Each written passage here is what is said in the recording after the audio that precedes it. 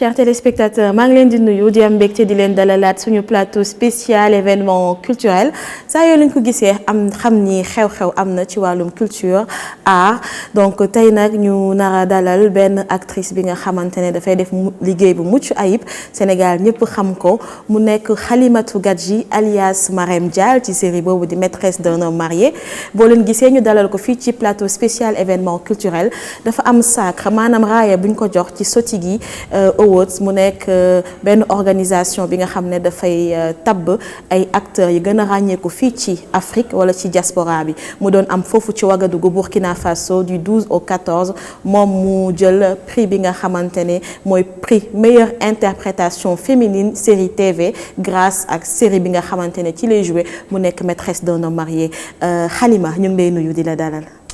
fay naa la bu baax Oussama di nuyu mbooloom population bi ñuy seetaan muy Sénégal et partout dans le monde di nuyu sama waa kër di nuyu samay fans di jaajëfal ci invitation bi ngeen ma def fii ITV. wax nañ ko léegi maîtresse d'un homme marié je pense que mooy série bi nga xamante ne moo la propulsé moo la lancé mais yaakaar naa ne du sa série bu njëkk fan nga dooree njëkk joué. waaw fi ma njëkk dooree muy 2015. Dans la série Tundu Wundu. Laxat Wan saison 2 waa Laxat Wan ma am ci rôle agent John muy policière ma joué ci ak ki ñuy naan Ndiaye Sireba James ak Moussa Diallo. ma jógee foofu noonu def série Sakho et Mangane.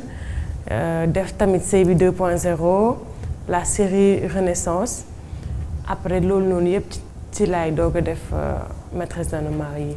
mais lu tax maîtresse d'un homme marié gën a siiw gën a bëri coow lan mooy différence bi par rapport ak yeneen interprétation yi nga jot a lima.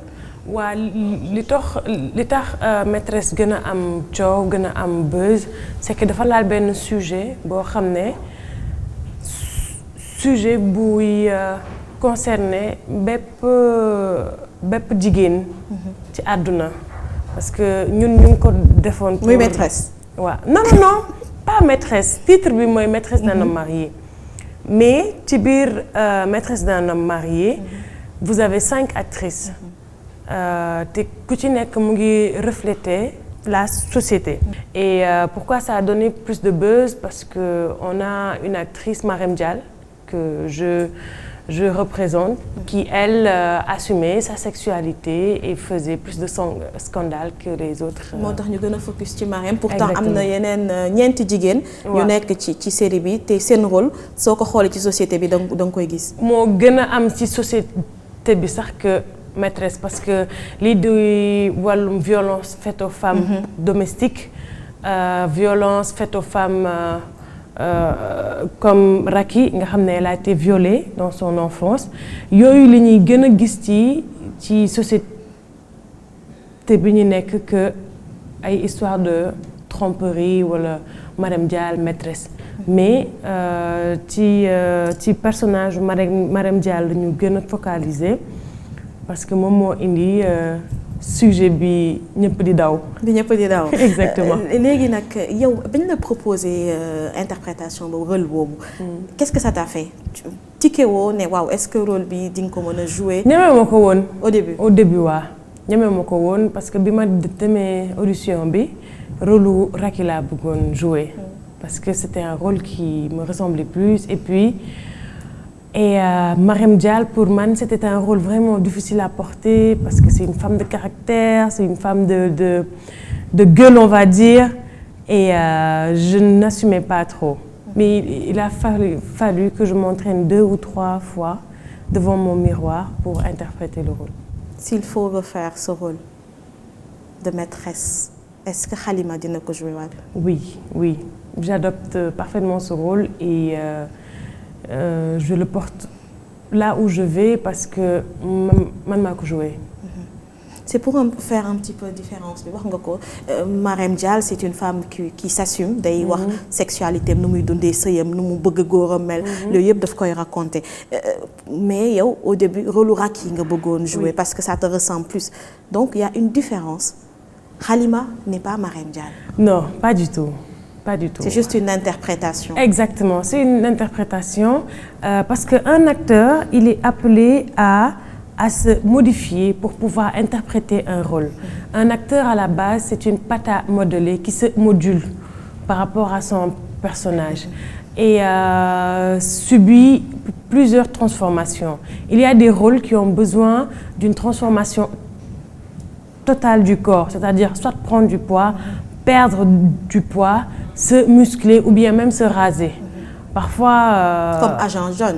Agent John, exactement. Bon, Agent John, sa transformation, c'était juste par rapport à sa façon de marcher, de parler, de s'exprimer et la tenue qu'il faisait d'elle. Oui. Mais il y a des transformations qui nécessitent beaucoup plus de travail pour interpréter un rôle. yaa ngi wax peut-être le thème bi nga doon développé à travers ce rôle Marème Dial moo tax ñëpp def focus moo tax coow li bëri mais aussi le jeu d'acteur. Le jeu d'acteur était réussi. Oui. Est-ce que Marème Dial dafa def école de formation est-ce que da nga def acting da nga jàng li ngay jouer. Non jànguma ko wax dëgg yàlla te loolu laa yàgg bëggoon sama àdduna mooy intégrer benn école d'art. jàng sama formation parce que bien vrai que mën nga am passion bi mais mënoo am pratique bi te acting dafa laaj pratique bu bëri parce que da ngay jàpp ne yow ci ñi lay seetaan ñëpp am na si ñoo xam ne duñu gis mais dañuy dégg donc ci sa son voix ci sa son baat la ñu mën a am réaction imaginer film bi seen bopp am na si ñoo xam ne dinañ la gis mais duñ la dégg donc ñoom c'est un langage corporel ci li ñuy mën a am émotion comprendre li ngay jouer et tous ces facteurs-là font partie devraient avoir une formation pour pouvoir satisfaire tout le monde. Kon à part succès bi nga am malgré succès bi nga am satisfaction bi nga bëgg. amaguma ko ba léegi. satisfaction bi ma bëgg amaguma ko ba léegi parce que maa ngi ñaan yàlla nekk ci ay projets yoo xam ne ce sera des films d'action, des films des films qui demanderont à ce que je joue plus un langage corporel qu'un langage oral. Dinañ ci ñëw les projets sur les longs métrages mais aussi actuellement conquérir nga la scène africaine.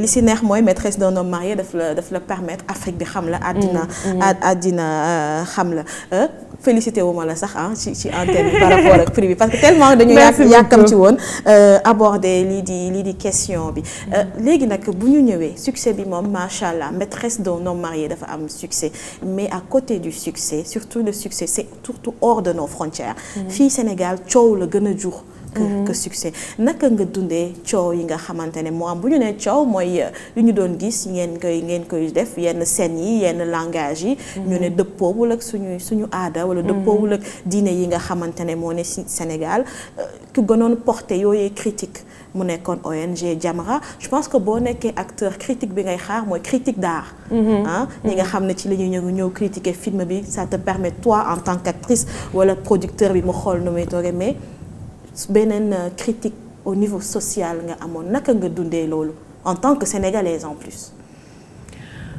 Bon, je m'attendais à ce que ça fasse du bruit rien que avec le titre parce qu'on a choisi un titre provocateur pour attirer l'attention et pour le rôle il fallait qu'on puisse montrer cet aspect d'une femme qui s'assume et qui a une vie.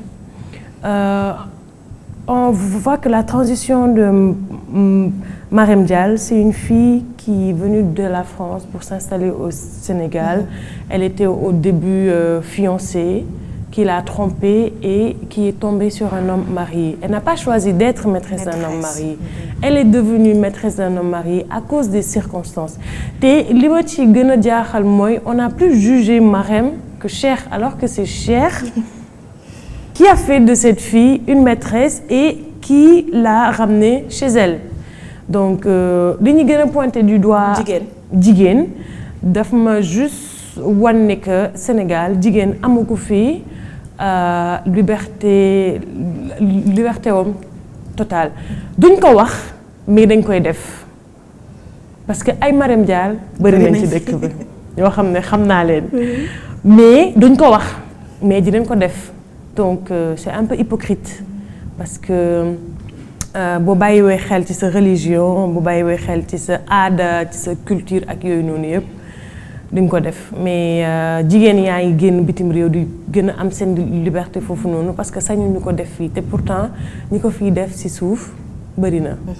succès bi maa ngi ko doon wax succès hors de nos frontières. nit yi buñ leen gisee fu ci mel ni Côte d'Ivoire wala yeneen dëkk yi ngeen xam ne dem nañ fa dañuy kontaan dañuy entrer en transe day am benn euphorie. waaw Côte d'Ivoire moom deuxième bureau. foofu comme deuxième bureau. waaw deuxième bureau moom foofu comme c'est presque normal. Tout le monde a un deuxième bureau donc c'est pour ça que la série a été super bien. ñoom dañuy assumer. waaw ñoom dañu koy assumer man jot naa ci ay fans yu ma ñëw seeti mais plus de 5 fans yoo xam ne ñoom ñëpp ay maîtresses lañ. ne ma voilà dañ la ñëw seeti parce que tu as joué notre rôle et nous aussi on a envie de te raconter notre histoire pour que tu puisses jouer ça ma ne leen ah non néew ma fi pour jouer rôle kenn. donc li tax ñu accueillir série bi foofu noonu c'est que ñoom aussi dañu am même réalité yi que ce soit Marème, Jalika, Lala, Dior, Racky. On a eu à faire des meet-up où certaines femmes se sont exprimées et chacune a parlé du personnage qui l'a le plus ressemblé. Réalité société africaine bi obéiruñu frontières yi. ñi ngay fekk Sénégal moom ngay fekk beneen dëkk. loolu tax na dañuy dem xool ba ngeen demee Côte d'Ivoire accueil bi leen peuple ivoirien bi réservé mu neex trop sénégalais yi. parce que ay sénégalais ngeen avant tout le film c'est un film sénégalais dañuy dem seetaan élément boobu daal di dellu si waat ci plateau bi.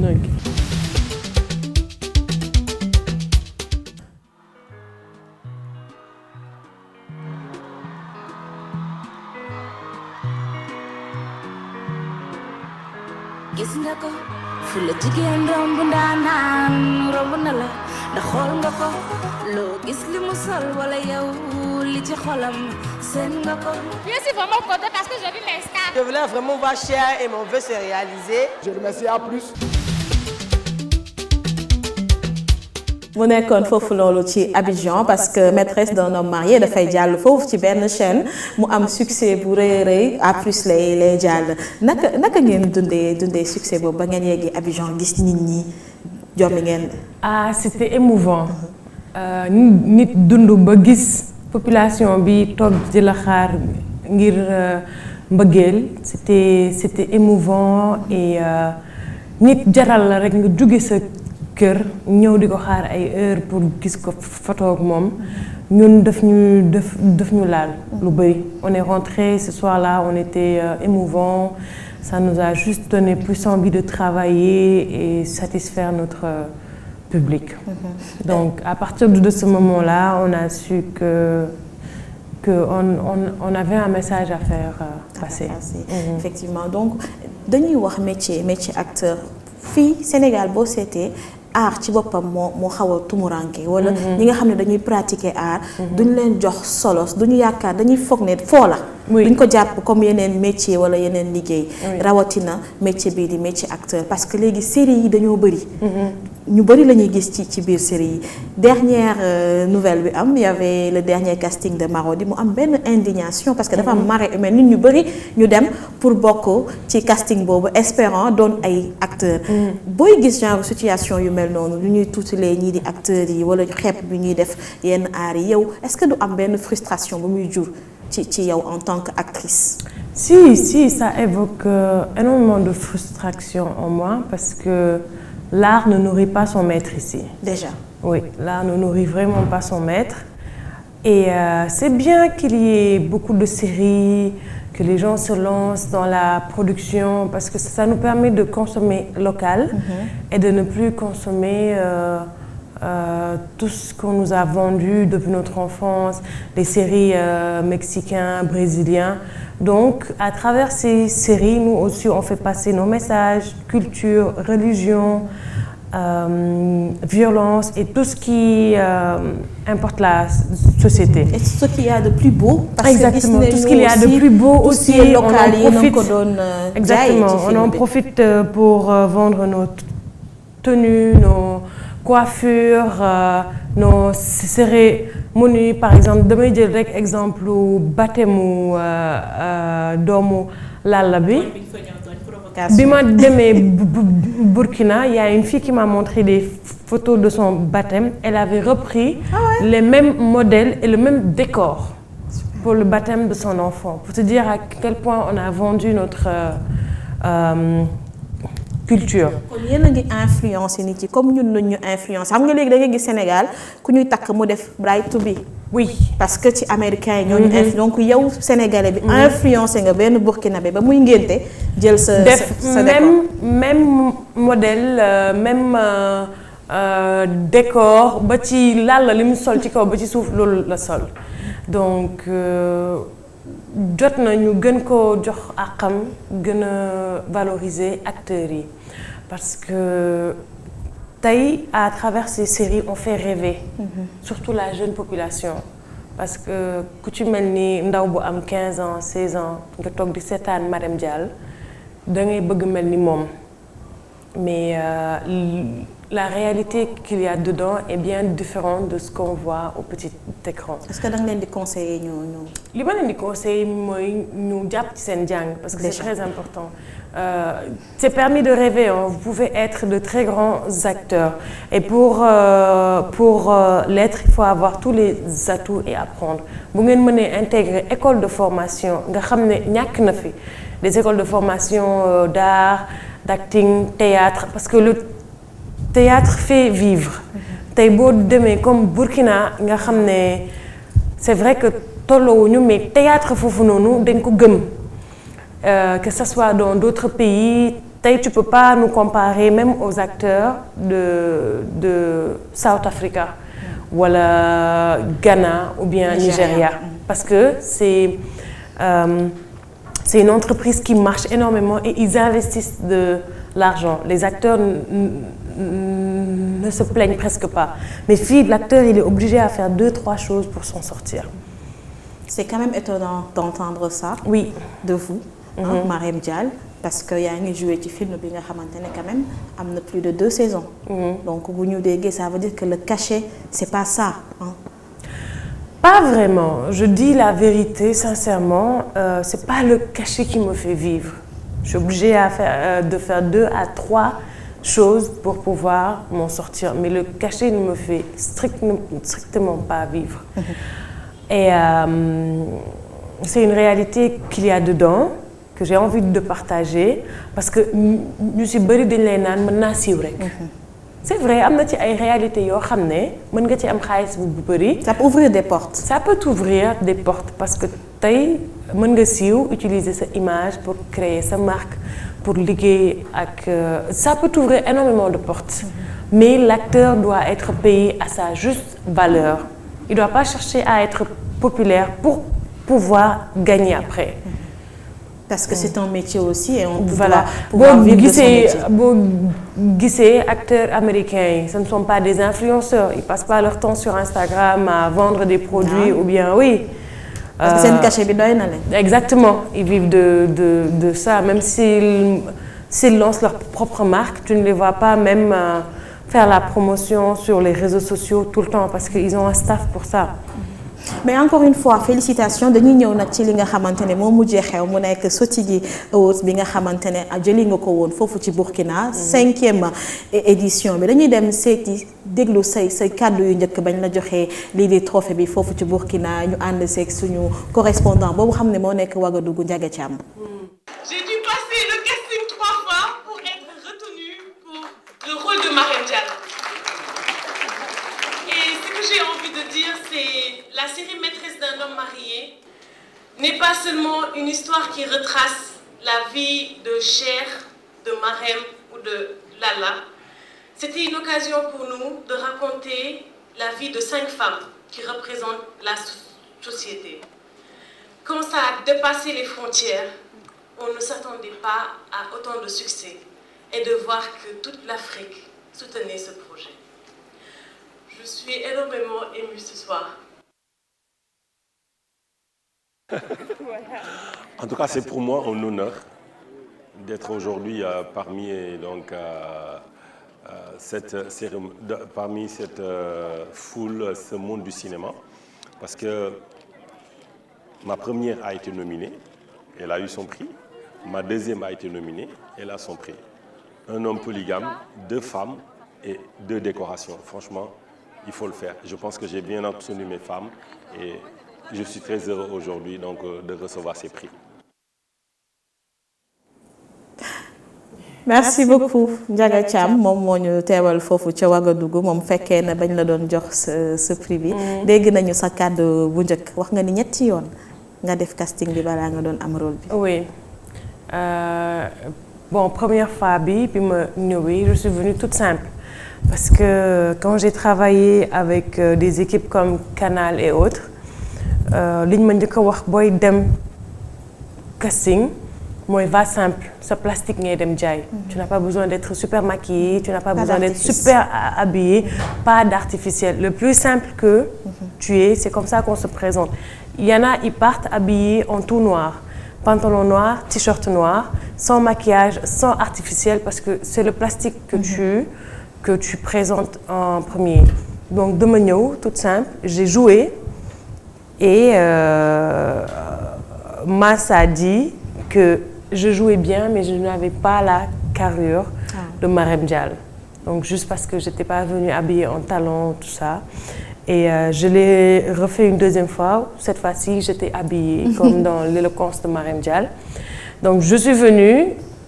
J'avais la posture de Marème Dial, mais je n'avais pas le jeu. Parce que ce jour-là, j'avais mal aux pieds. Ça m'a dalé.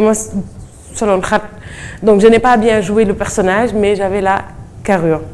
Nous, non, il faut que nous la troisième fois. Donc, la troisième fois, quand je suis venue, j'avais les deux. J'avais le jeu et la carrure. Persévérance, le Nugis. Exactement. Tu n'as pas lâché le morceau. Non, je n'ai pas lâché.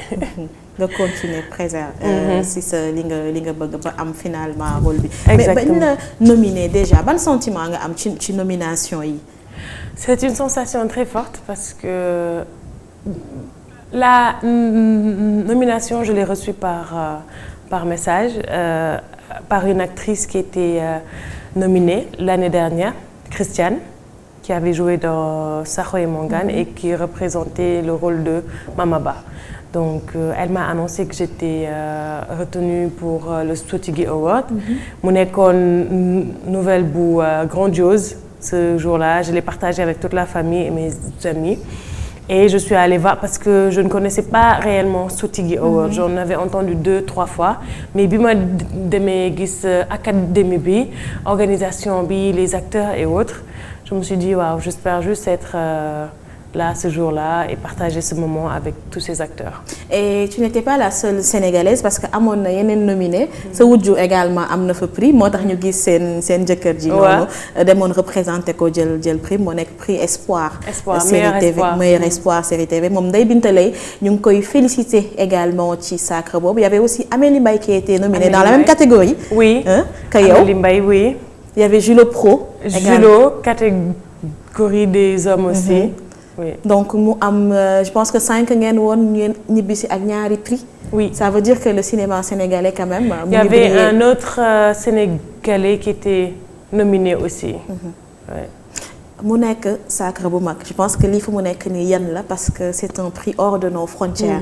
Sotigi gis nañu organisation mais on a vu des têtes du cinéma sénégalais et humoristes yu melni Souké ak Sidiki. Yenen acteurs yu bari gis nañ leen fofu. Oui, il y avait Serge Abessolo, Bruno, comment il s'appelle, Apolline Traoré, une très grande réalisatrice. Il y avait aussi les acteurs de la série Cacao, des acteurs camerounais. Le Maroc a été nominé aussi, l'Algérie. Franchement, c'était le rendez-vous de tous les acteurs de l'Afrique. Parce que région bu nekk dañ koy décerner dañuy Dëkk xool bu nekk. ku fa gën a mag. Oui, si jouer rôle bu baax ñu Namibie, jox ko. Afrique du Sud, Éthiopie, Tanzanie, Kenya, tout le monde a été sélectionné.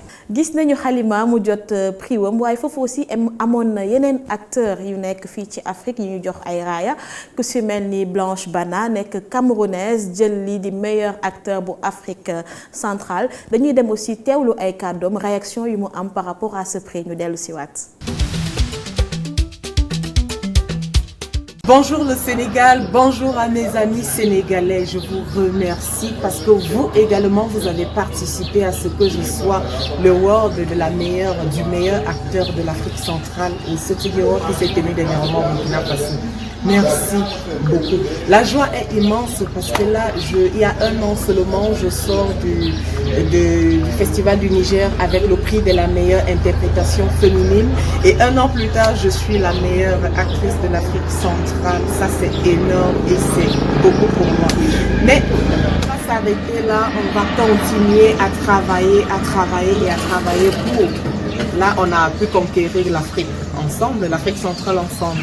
Il est question de conquérir toute l'Afrique et pourquoi pas le monde. Merci beaucoup à vous tous qui avez voté pour moi. Merci au peuple sénégalais. Je vous adore. Je suis au Sénégal bientôt et peut-être on pourra se voir. Voilà moom mooy Blanche Bana actrice camerounaise da di yëngatu bu baax ci ay film bi tax mi am raaya bi mooy si près si loin moom Blanche Bana bu Cameroun. Comment Halima compte faire pour préserver sinon fructifier li nga jot a am tey jii parce que je pense que si coulisses yi ci waxtaan yi y a eu des échanges avec des producteurs benn genre mercato daf fay am Halima naka la nar a def pour conquérir l'Afrique sinon même la scène internationale. waaw gën a jàng tey gën na ma jox envie ma jàng parce que maa ngi ci ay projets yoo xam ne xanaa dama ci teg incha allah rek ban ci wax. Mais tax na ma xam ay producteurs yu bari te je veux m'ouvrir à l'Afrique anglophone. Surtout. C'est très là-bas important. La production est très dense. Exactement donc maa ngi suivre ay formations yoo xam ne dina ma guider ci Afrique anglophone bi te foofu nga mënee jaar pour. yaa ngi wax anglais. maa ngi débrouiller wu mais je vais encore plus apprendre la langue. Et comment ngay nar a professionnaliser loolu est-ce que da ngay nekk day am ñu lay accompagner une équipe. un label comment Halima compte parce que du yow rek yaay dem di présenter wu sa bopp fu nekk. non c'est justement pour ça que ma ne la dama nekk ci ay projets yoo xam ne incha allah rek laa ciy wax. te mënuma ci wax pour le moment mais. Très bientôt, les gens verront une transition de moi. Beneen question bi mooy yaa ngi bëgg ouvrir à l'international mais est-ce que suñu série yi fii nañ koy jouer des saisons en n'en plus finir loolu dafay arranger acteur.